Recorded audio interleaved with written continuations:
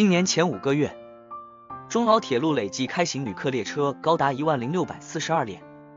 发送旅客达到872.3万人次，同比增长高达17.5%。累计开行货物列车7578列，运输货物836.8万吨，同比增长15.1%。中老铁路旅客列车因经济、便捷、舒适的特点，成了许多沿线民众旅游、学习、经商和文化交流的首选出行方式。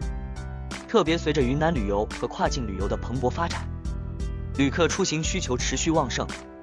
客流呈现出强劲的增长态势。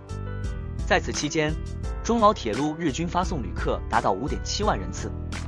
不断刷新纪录。货物运输方面，今年以来货物运输需求旺盛，中老铁路具有全天候、大运量、绿色低碳、畅通安全等优势，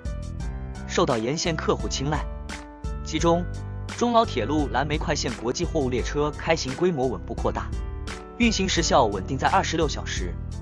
水果班列到达90分钟内进入集装箱厂进行卸车，卸车后90分钟内组织回空箱上线运行，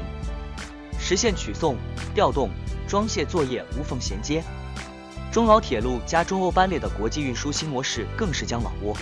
泰国等国家至欧洲的铁路直达运输时间大幅缩短至仅15天。